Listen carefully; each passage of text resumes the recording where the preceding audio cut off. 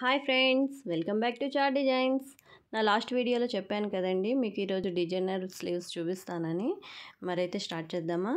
చూడండి, ఇక్కడ నేను ఇలా ఫోల్డ్ చేసుకున్నాను. 4 ఫోల్డింగ్స్ వచ్చేటట్టు. నాకు 5 ఇంచెస్ లెంత్ కావాలి స్లీవ్స్ కోసం.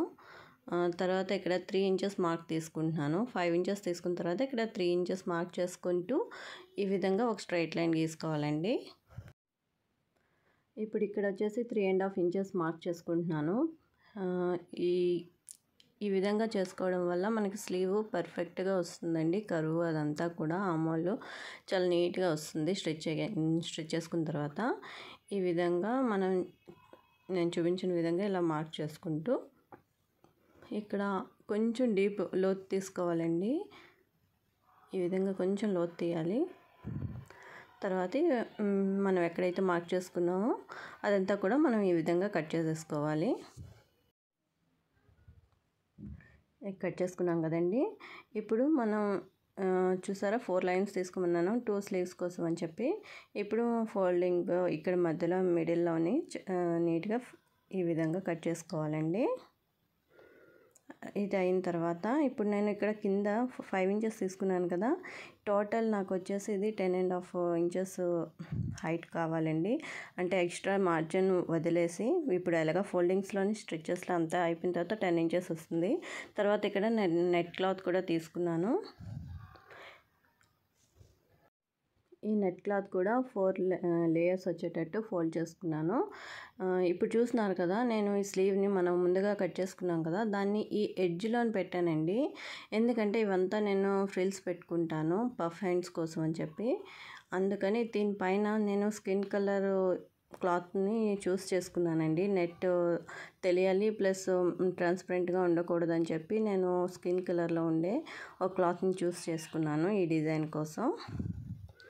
ఇప్పుడు ఇలా మార్క్ చేసుకున్న తర్వాత ఎక్స్ట్రా అంతా కట్ చేసుకోవాలి. రెడీ అయింది కదా. ఈ విధంగా ఇదంతా ఒక పక్కన పెట్టుకుందాం. ఇప్పుడు ఇవంతా లైనింగ్ కింద పోర్షన్ అంతా కూడా కట్ చేసి సైడ్ పెట్టుకున్నాం కదా. ఇప్పుడు నెట్ క్లాత్ని తీసుకొని మనం ఎక్కడైతే మార్క్ చేసుకున్నామో అక్కడ నుండి ఈ విధంగా చిన్న చిన్న ఫ్రిల్స్ ఎక్స్ట్రా ఉంచాం కదండి స్లీవ్స్కి, అదంతా కూడా ఈ చిన్న చిన్న ఫ్రిల్స్ ఈ విధంగా ఫింగర్స్ సాయంతో ఈ విధంగా దగ్గరికి చాలా చిన్న స్లీవ్స్ వచ్చేటట్టు చిన్న ఫ్లీట్స్ వచ్చేటట్టు స్టిచ్ చేసుకోవాలండి. మీరు ఎంత చిన్నగా పెట్టుకుంటే అంత నీట్గా అంత బాగుంటుందండి ఫినిషింగ్ కూడాను.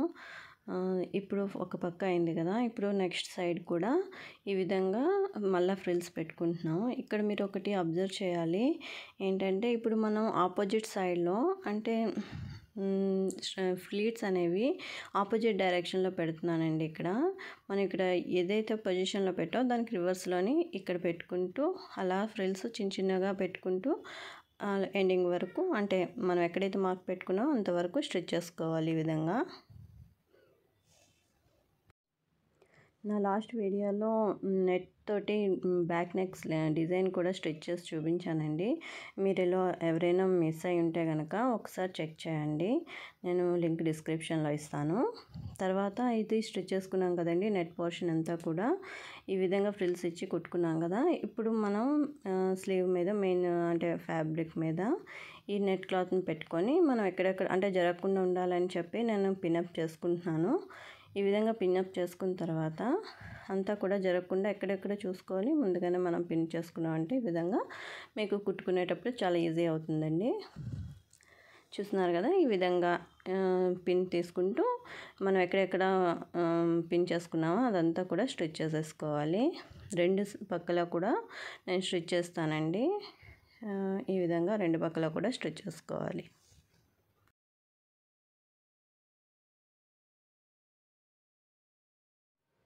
ఈ విధంగా ఎండింగ్ వరకు స్టిచ్ చేసుకున్నాం కదండి. ఇప్పుడైతే నేను ఇక్కడ దీని కిందకి అంటే కింద పోర్షన్ కోసం అని చెప్పి నేను క్లాత్ తీసుకున్నాను కదా. టోటల్ నాకు 10.5 వచ్చేటట్టు పైది కిందది అంతా కూడా తీసుకున్నాను క్లాత్ని. తర్వాత దాన్ని లైనింగ్ క్లాత్, ఈ క్లాత్ మీరు జాగ్రత్తగా ఇక్కడ అబ్జర్వ్ చేయాలి నేను ఏ విధంగా పెట్టాను అనేది. ఒకటి అంటే కింద లైనింగ్ పెట్టాను, మిడిల్లోని మనం ఏదైతే ఫ్రిల్స్తో పెట్టి కుట్టుకున్నామో దానిపైన మళ్ళీ ఇది పెట్టి స్టిచ్ చేసుకున్న తర్వాత ఇక్కడ నేను జిగ్జాగ్ చేసుకుంటున్నానండి. అంటే థ్రెడ్స్ అంతా బయటకు రాకుండా ఉండాలని చెప్పి నేను ఈ విధంగా జిగ్జాగ్ చేసుకున్నాను. నీట్గా ఫినిషింగ్ ఉంటుంది. తర్వాత మీకు పోగులు అనేవి రాకుండా నీట్గా కనిపిస్తుంది. చూస్తున్నారు కదా, మీకు అసలు స్టిచెస్ ఎక్కడ వేస్తారో కూడా తెలియదు, అంత నీట్గా కనబడుతుంది. అంతా స్టిచ్ అయిపోయిన తర్వాత ఇలా ఫింగర్తో ఇంప్రెషన్ ఇచ్చారంటే మీకు నీట్గా కనిపిస్తుందండి. తర్వాత ఈ ఫోల్డింగ్ చూస్తున్నారు కదా, ఇలా ఓపెన్ చేసి మిడిల్లోది ఇలా ఫోల్డింగ్ చేసుకుంటూ దానిపైన లైనింగ్ క్లాత్ ఈ క్లాత్ రెండు కలిపి ఈ విధంగా స్టిచ్ వేసుకోవాలి. అది తగలకుండా లోపలికి ఫుల్గా ఫోల్డ్ చేసేయాలండి.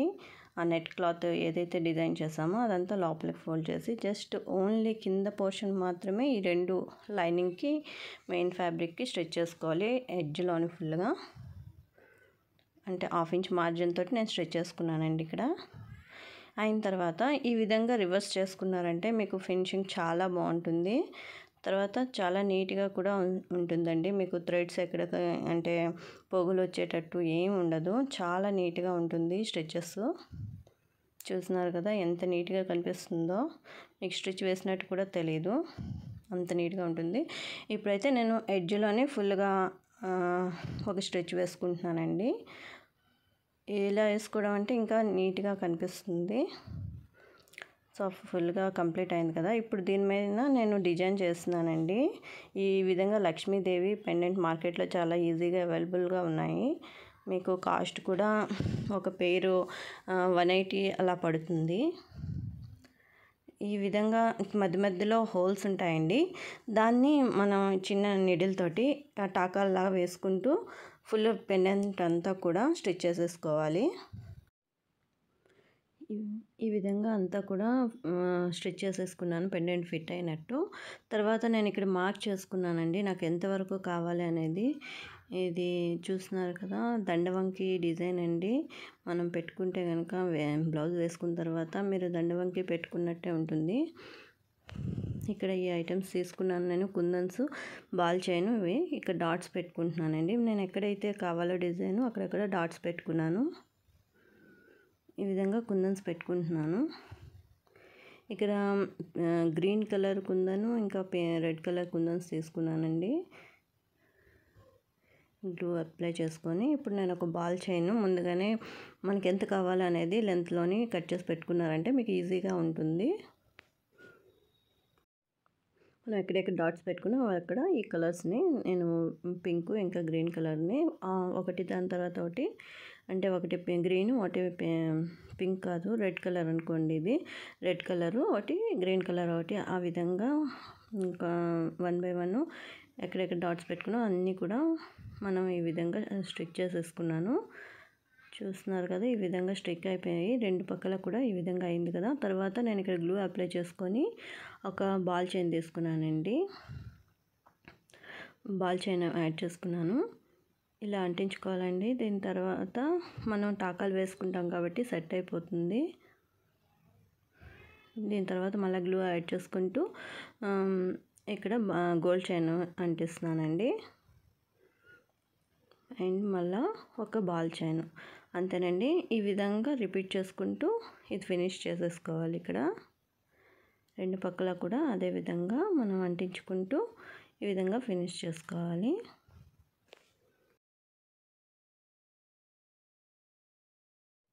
ఇదే విధంగా ఈ వైపు కూడా మనం కంప్లీట్ చేసుకోవాలి. కంప్లీట్ అయిన తర్వాత ఇలా ఉంది కదా, ఇప్పుడు ఒక నీడిల్ తీసుకొని నార్మల్ మిషన్ థ్రెడ్ తీసుకొని ఈ విధంగా టాకాలు వేసుకోవాలండి. ఎక్కడెక్కడ మనం అంటించుకున్నామో అదంతా కూడా మనం టాకాలు వేసుకోవాలి. అప్పుడే మనకి ఊడిపోకుండా నీట్గా ఉంటుంది.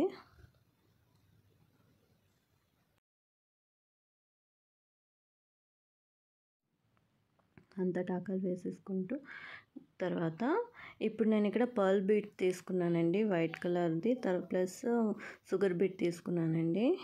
ఈ రెండింటిని ఒకదాని తర్వాత ఒకటి, అంటే పర్ల్ బీడు ఒక షుగర్ బీడు తీసుకుంటూ ఈ విధంగా కిందనంతా కూడా ఒక చూస్తున్నారు కదా, ఈ విధంగా డ్రాప్ లాగా స్టిచ్ చేసేసుకుంటున్నాను. సైడ్ బై సైడ్ అలాగా కంటిన్యూ చేసుకుంటున్నాను ఇదంతా కూడాను.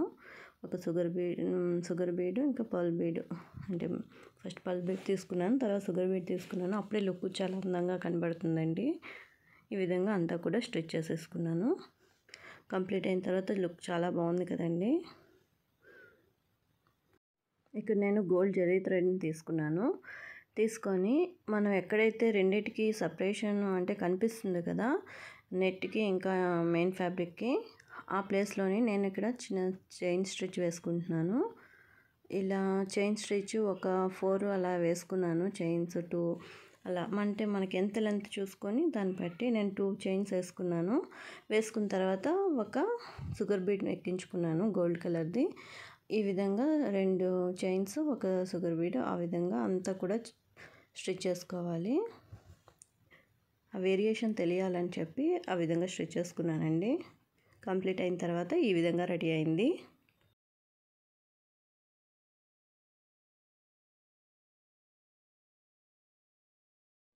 ఇప్పుడు డిజైన్ వేసుకోవడం అంతా కంప్లీట్ అయింది కదండి. ఇప్పుడు మిడిల్ పోర్షన్ ఎక్కడుందో చూసుకొని ఒక చిన్న కట్ చేసుకున్నాను.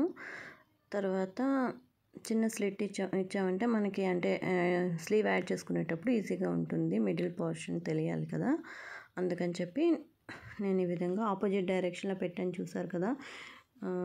ఈ విధంగా 2 స్లీవ్స్ పెట్టుకుంటూ ఒక చిన్న కర్వ్ ఇవ్వాలండి. ఫ్రంట్ పోర్షన్ అంటే ఫ్రంట్ సైడ్ స్లీవ్కి కొంచెం లోతు తీసుకున్నారంటే మీకు ఆమోల్ అనేది చాలా నీట్గా ఉంటుంది.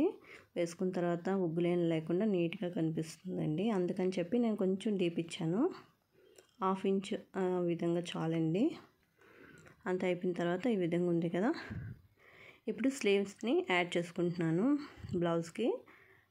ఈ విధంగా మిడిల్ పోర్షన్ ముందే పెట్టుకున్నాం కాబట్టి మనకి స్లీవ్ యాడ్ చేసుకునేటప్పుడు చాలా ఈజీగా ఉంటుంది. ఈ విధంగా యాడ్ చేసేసుకున్నామంటే మనకి బ్లౌజ్ రెడీ అయిపోయినట్టేనండి. ఈ విధంగా 2 స్లీవ్స్ని కూడా బ్లౌజ్కి అటాచ్ చేసేసుకుంటే మనకి స్లీవ్స్ రెడీ అయిపోయినట్టేనండి. నా ఛానల్ని మీరు కొత్తగా చూస్తున్నట్టయితే, మీకు కనుక నా వీడియోస్ నచ్చినట్టయితే లైక్ చేయండి, సబ్స్క్రైబ్ చేసుకోండి. పక్కనే బెల్ బటన్ క్లిక్ చేయడం మాత్రం మర్చిపోకండి. అలాగే నా వీడియోస్ మీకు బాగా నచ్చితే కనుక మీ ఫ్రెండ్స్ అండ్ ఫ్యామిలీ మెంబర్స్ కూడా షేర్ చేయండి. ఇక్కడ నేను స్లీవ్స్ లూజ్ ఎంత కావాలో చూసుకొని మార్క్ చేసుకొని అక్కడ నుండి నేను ఈ విధంగా స్ట్రిచ్ చేసుకుంటున్నానండి. మనం ఎక్స్ట్రా ఖర్చు అంతా ఉంచుకుంటాం కదా, అదంతా చూసుకుంటూ ఈ విధంగా స్ట్రిచ్ చేసేసుకోవాలి ఫుల్గా. అంతేనండి. ఇది కనుక ఇదే ఫైనల్ స్ట్రిచ్. ఇది అయిన తర్వాత మనం లోపల జిగ్జాగ్ అంతా నీట్గా ఫినిషింగ్ అదంతా చేసుకుంటే అంతే, స్లీవ్స్ బ్లౌజ్ అంతా రెడీ అయిపోయినట్టే. ఈ బ్యూటిఫుల్ బ్లౌజ్ డిజైన్ మీకు నచ్చింది అనుకుంటున్నానండి. థ్యాంక్ యూ అండి. Thanks for watching. మళ్ళీ ఒక మంచి వీడియోతో కలుద్దామండి. అంతవరకు బాయ్ బాయ్.